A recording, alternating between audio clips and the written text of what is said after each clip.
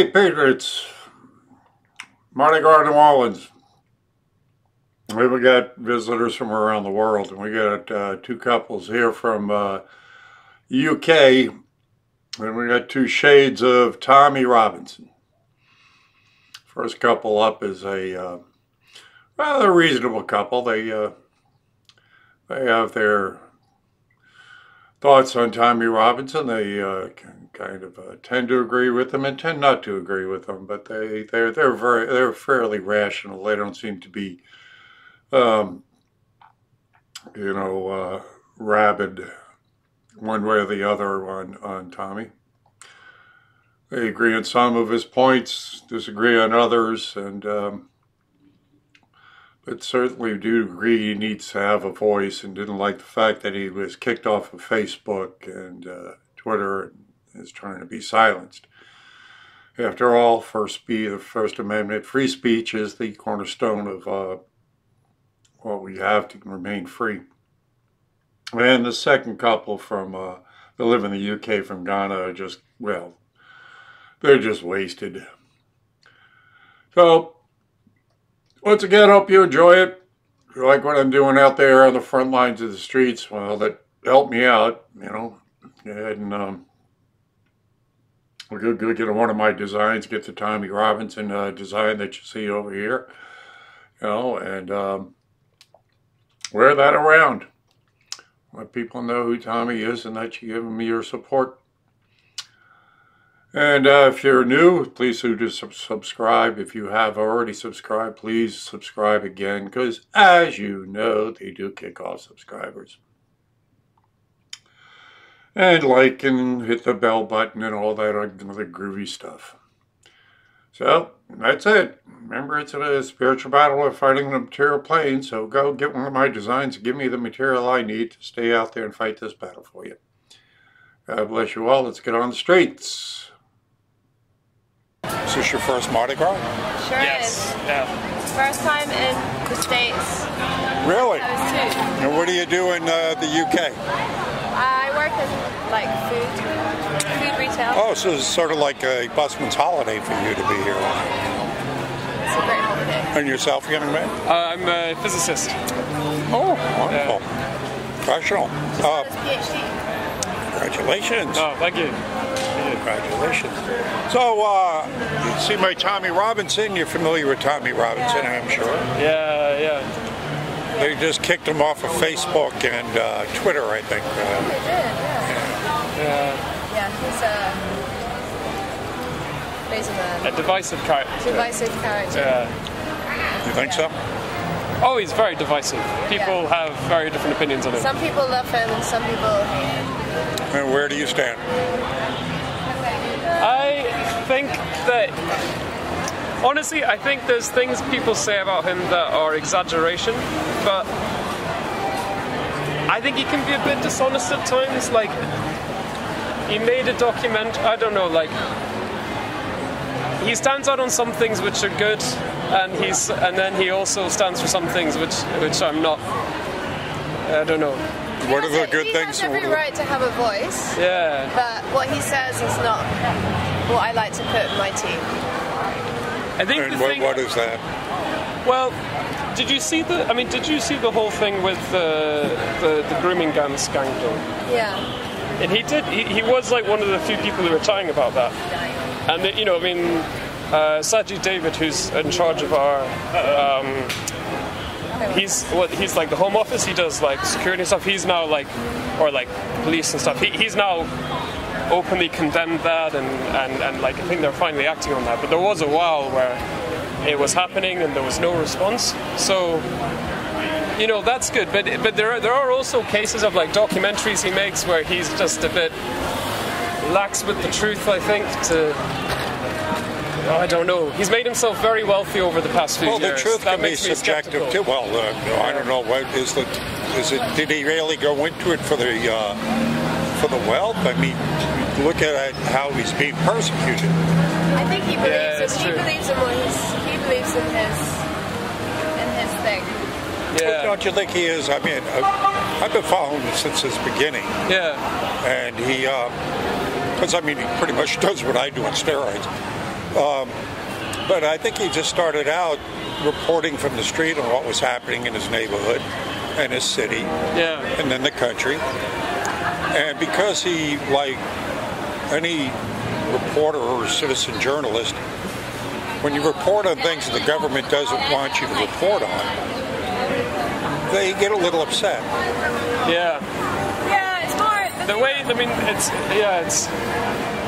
I think people get there's a lot of like hatred in the UK, and I think he starts that pot. Well, the hatred is, well, I mean, from where? I mean, you know, when you, I think the problem that he's trying to point out is that immigration is okay, but when you bring over too many people all at once that are so different from your own culture, that's going to create problems. Because I think in the UK, a lot of, like, if you read, like, YouGov polls and stuff, a lot of people did think that, like, immigration for the past 10 years was very high, and I think a lot of people do think it was too high. It was just, you know, a bit too much change. It's been about 300,000 people a year for 10 years straight, which is a lot. But I think he's an intelligent man representing like a very like a side of the argument that must definitely be like listened to. But I think the reason that like he's not my cup of tea is because of his following, and there are like methods of. Well, one of the things you just said that I respect is that you may not respect what he says, but he has a right to say it. Yeah, that's democratic. Yeah, I agree with that. The debate, though, is they are silencing him. They are trying to silence. Now, if you're, you know, if they're trying to silence you, there's got to be a reason for that. And that, you know, what would that be? I mean, I think what he needs is, like, if he's going to have his, like, political platform, he then needs to be, like brought into he needs to come into the argument or the debate from a place of, like, where he can actually, like, legitimately express his side of the argument. He has tried to do that. In a moderated environment, like, for example, like, in Parliament or whatever. he was on the Oxford Union. Yeah. That was interesting. Did you see that? I did watch that, actually. I was very curious to see what he actually stood for. Yeah, I mean, like, and he did to talk, and in those environments, yeah, definitely. Well, again, what you're saying sounds very good, very rational, but unfortunately, it is the powers that be that are stifling that. But if the UK leaves the EU, right, that, I mean... We're a weak nation state. Well, I feel the UK, well, yeah, but it's, I mean, I feel like the UK has... Well, there was a close referendum, but I think the UK has decided to become its own, well, you know, not to give up sovereignty. Yeah, well, that was what Brexit is about, was to, you know, keep your own sovereignty and your own identity, which, again, things like, because you understand, anytime you form something like the EU, you're taking the power of decision farther away from the individual. Yeah. It becomes more and more centralized. Absolutely. I think it's one of the strongest arguments to leave the EU. Yeah, that's the strongest argument. Thank you. And I get that. Yeah. And so, you know, that's, again, why you have the powers that be will go, oh, no, I don't want to listen to Tommy Robinson. We need this open border crap. We need to kumbaya everybody. And I think what we really need is some intelligent people in the big seats, because at the moment I think it's attracting, excuse my French, but... Oh, no. In the Houses of Parliament as well. I think you two ought to run. I think you're intelligent. I think maybe you... Thank you. Thank you. There's a load of driftwood. Actually, Tommy Robinson's been talking about Tommy Robinson running for Parliament. I don't think he'd get elected, though. I don't think he would. I think the thing is he's got a lot of people who like him, but it's sort of spread out. It's like how UKIP did at the last election. Or not the last, at the 2015. They got something like, they got a lot of the vote, they got like 10%. But if you looked at it, they didn't get elected in any seat. They have a, you know, very spread out support. I wouldn't be surprised. And even like Nigel Farage, I mean, he quit UKIP when Tommy Robinson started advising him. So, like, you know, even for Nigel Farage, Tommy Robinson's a bit too, I think, divisive. Like, I think sometimes the man wants to stoke up Well, I think he's he is stoking up. I understand. But like conflict. Well, the conflict, if you ever, again, have been following, conflict comes from the opposite end. I've seen him go into neighborhoods just trying to talk. To say, look, I'd like to be able to find out how we can get along here because we're seeing some discourse. And he's the one getting attacked. And he defends himself. And then they blame him. No, but that's also, I mean, to me, that's... He has dealt with some nasty characters. Yeah. But I mean, it's, you know, there are, you know, he'll go into, like some very, extremists in... Where's he from? It's kind of near where I live. Luton, yeah, he's from Luton. And there, you know, there were some quite extremist groups there. But I mean, I don't know what's going to happen. I think everything's going to fall apart, and then it'll get built up again, and there'll be opportunities for people like him to come in and have their voice in the fray. But I think at the moment, our country is just in the process of knocking itself down. I'll say one thing about Tommy Robinson. So this is one thing I know he did that I'm not a fan of. So he made this documentary about, I don't know if you know who Lee Rigby was. He was a British soldier, and this Muslim extremist killed him with a machete. It was very horrific. And Tommy Robinson made a documentary about it. And he had this bit where he was around the hometown, and he made this really big point of there's no memorial to Lee Rigby. Look, there's no memorial. The government won't let us do a memorial. But there is a memorial. It just the family had decided to have it in, I think Birmingham it was, instead of his hometown to make a point of it, you know, and. That's the kind of dishonesty I'm talking about that I don't particularly like about it. Slightly editing. It's because it's not quite the truth. You know, the reason the memorial's not there is because it's because the family decided, you know, it's somewhere else, and I think he hides that fact because he can. That's what I mean by I just sometimes I wonder does he do that because he just wants to sell it a bit more? Is it more about image? I don't know why he would have to do that because there's already enough discourse. Well, that's enough to point out and enough to make, you know. Exactly. There's no need. There's no need. I think that's the point. I think that's the point. Why? Why bother? Why not there's no doubt there's issues. Yeah, but that's also you know, when you look at all the other things that, again, what they do come down on him for that are legitimate in terms of him having a grievance.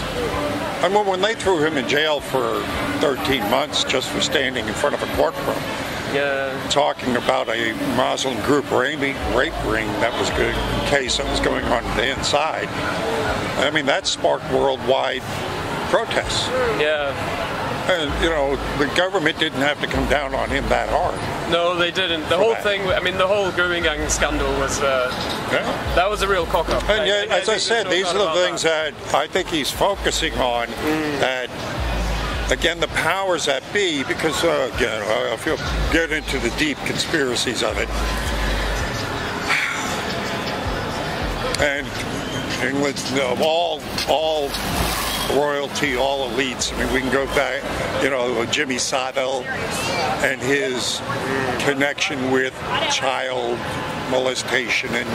Well, not connection with, just his child molestation. Thank you. And the elites and the royalty is real. And it also, and allowing that, because the Muslims they're bringing in that, they foster that.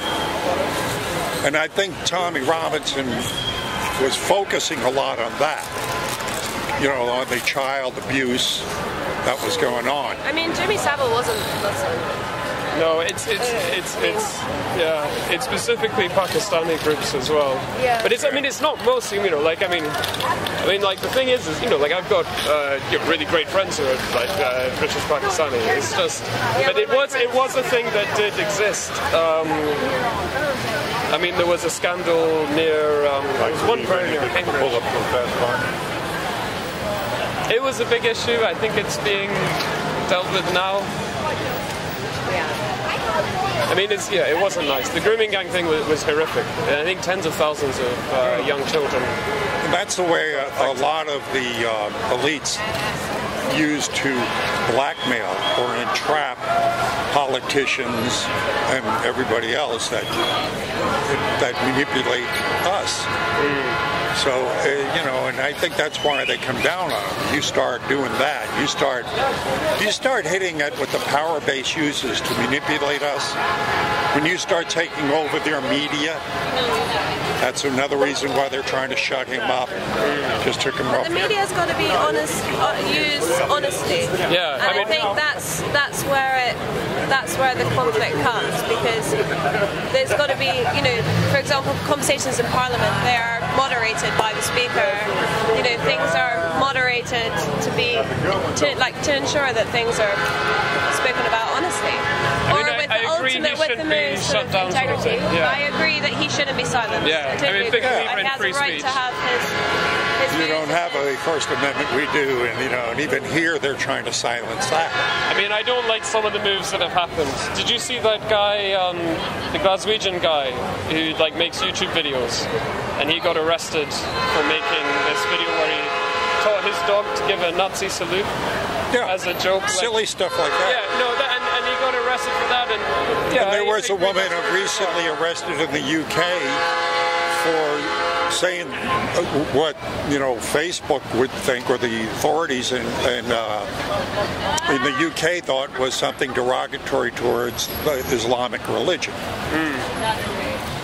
I mean, they came and arrested her in her house for saying something that she said on Facebook. Hate crime, But I think at the moment what they're trying to do with hate crime is they're trying to make examples of people to try and scare people out. But what is hate crime? I'll be honest, I'm not a fan of it. Now you're getting really into some very gray areas here, because if you could start defining what is hate?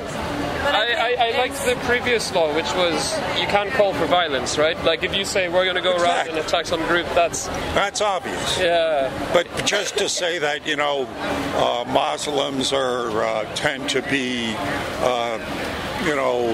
grooming child rape rings in our country, that's an opinion. It may be wrong, it might be, might be true. I particularly agree with, but it's... Well, as I said, it might be wrong. But, fair enough, but one has it's not fostering violence towards, it's not calling for violence for anybody. Well, I think it's nice to have things in the open as well. I think what happens is when you... And I think we see that with Tommy Robinson as well. I think in a sense his message has been helped by the fact that, as you said, the government's trying to shut it down and so on. I'm a big believer in just have everything out in the open. Try and make people, so it's why I don't like the culture of trying to not let people talk or no platforming people. Make everything very open. Yes. See where things are. People can make up their own minds. What they believe. Well, that's an intelligent position. We are all of us are responsible for our own decision, and to have anybody else to tell us, well, this is how far you can go, this is what you can think, well, that's totalitarian, and that's what unfortunately we start seeing. I believe everyone should have a right to... Yes. Indeed. Well, you'd make a good American citizen. Well, thank you. And when was the last time you were in London? When was the last time I was in London? Yesterday. Yesterday. Was it yesterday? Yeah, we came yesterday. Yesterday? Yes. Wow, so you just got off the plane. Yeah. Where are you from originally? From Ghana. Ghana? Ghana. Now, are you familiar with Tommy Robinson? No. He's a racist guy, isn't he? I wouldn't call him racist. What would you call him then? I would call him a patriot. Why? Tommy Robinson. Is he the one that he's on, they took him off Facebook, is it? Yeah. Oh, okay. Now, why would... Spreading hate crime. So are you in favor of taking people off, limiting free speech? No, I'm not. But when you are, what's the word? When you are, creating, hatred. What is hate speech? The carnival is coming, Can you please tell me what hate speech is? Like kill the people, He never said that. Okay, I'll come back to you. I'm coming, yeah? All right. Take a seat. He'll never be back. There you go. Hope you enjoyed that video. We got more to come. And again, if you like it, you like it. If you care, you share. If you really give a damn, go get one of my designs or contribute to my PayPal account. I appreciate you, guys. Thanks for stopping by. God bless you all. See you again on the streets.